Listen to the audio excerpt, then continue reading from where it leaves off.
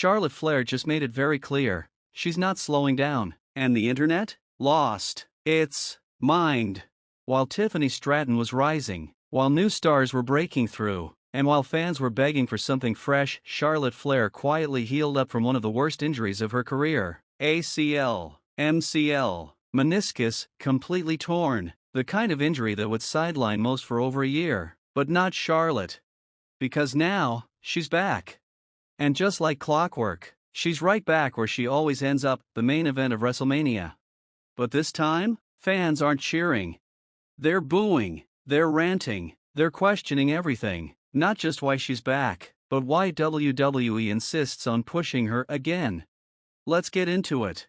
Charlotte Flair didn't return with a slow burn. No build, no underdog story, no redemption arc. She showed up, declared herself for the Royal Rumble, and won it. One shot, one win, one golden ticket to WrestleMania. And just like that, 14-time Women's World Champion Charlotte Flair is on the verge of number 15, tied with her father, Ric Flair, on the cusp of history, a moment WWE clearly wants. But the fans? They're not buying it. Why?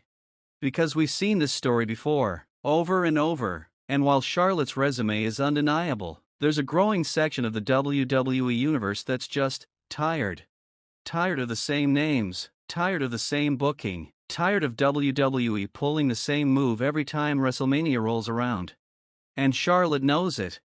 In a recent interview with The Independent, she didn't back down, she didn't apologize. In fact, she doubled down, and it made her haters furious.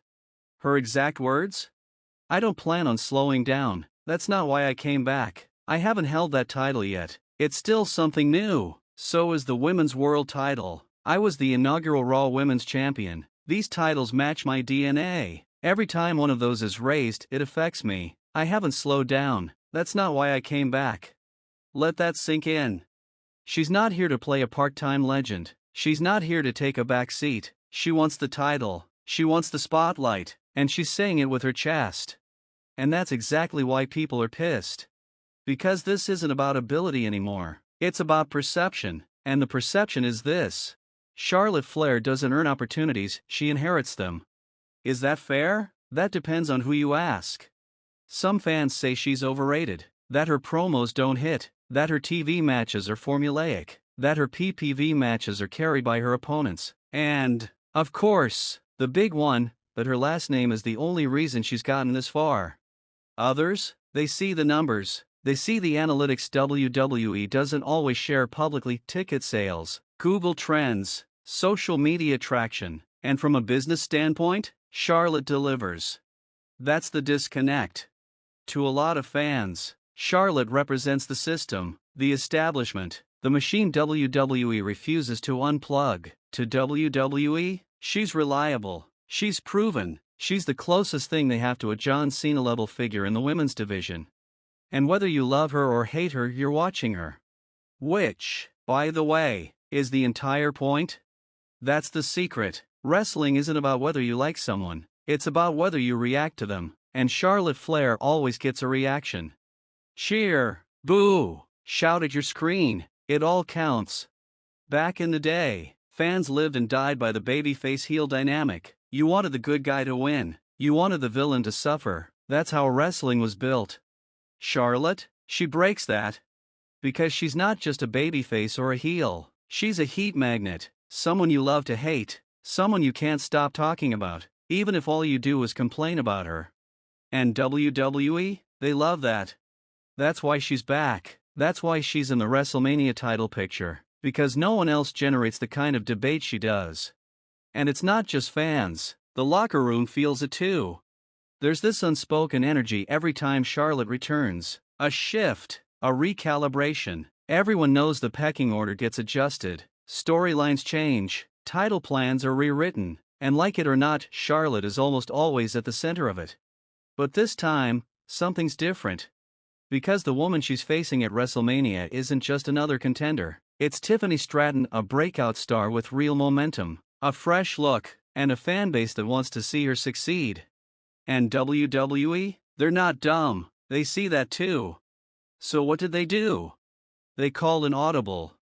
Originally, Tiffany Stratton was the heel, the arrogant blonde bombshell with attitude, but fans were getting behind her. They liked her confidence, they liked her delivery, she felt new, she felt fun. And Charlotte? She didn't. So WWE flipped the script. They brought in Trish Stratus to give Tiffany the rub, to align her with a legend, to make her a babyface. And guess what? It worked. Now, Tiffany's the underdog, the fan favorite, the breakout star about to face the gatekeeper. And Charlotte? She's the obstacle, the mountain, the woman fans want to see lose. Which is perfect. Because this is exactly how WWE should use Charlotte Flair. Not as the hero, not as the savior, but as the heel, the legacy, the final boss, the Goliath who makes David look like a star even if she beats him. That's how you book long-term. Because here's the thing. Charlotte isn't a bad wrestler, not even close. When she's on, she's elite. There's a reason she's held every women's title WWE has. There's a reason she's main event WrestleMania. She's talented, she's strong, she knows how to work. But talent alone doesn't buy fan support. Timing does, story does, momentum does. And right now, Tiffany Stratton has all of it. So what happens if Charlotte beats her at WrestleMania? That's the nightmare scenario fans are dreading. Because if WWE puts the belt back on Charlotte again, it sends a message: nothing's changing. All this talk about a new era? Gone. All this hype around Tiffany? Squashed. And WWE's track record doesn't exactly inspire confidence. But let's say Charlotte wins, and then loses the title quickly after, maybe to Tiffany in a rematch, maybe to another rising star. That works. Because now, Charlotte's a stepping stone, a test, a measuring stick, someone you have to beat to prove you belong. And that's where she's most valuable. But if WWE lets her go on another year-long run, the fan backlash will explode. People are already tuning out, already checked out. And Charlotte knows it. She hears the boos, she reads the tweets, she sees the comments. But she's not backing down. She wants the heat, she thrives on it, and honestly, that might be the smartest move of all. Because if there's one thing wrestling still respects, it's conviction, and Charlotte Flair is nothing if not committed. She's here to win, she's here to dominate, she's here to be the best, even if half the fanbase wishes she'd disappear. But make no mistake, this WrestleMania match with Tiffany Stratton, it's about more than a title. It's about legacy. For Charlotte, it's the next step toward breaking her father's record. For Tiffany, it's the biggest test of her career. And for the fans, it's a crossroads. Do we accept the past, or do we fight for the future? Because if Charlotte Flair wins at WrestleMania, and WWE runs it back with the same formula all over again, then nothing's changed. But if Tiffany pulls off the upset, if she dethrones the queen on the biggest stage, then maybe, just maybe, the new era begins. And either way, you're going to watch. Because love her or hate her, Charlotte Flair is the storm WWE can't resist, and she's not slowing down. Not now, not ever.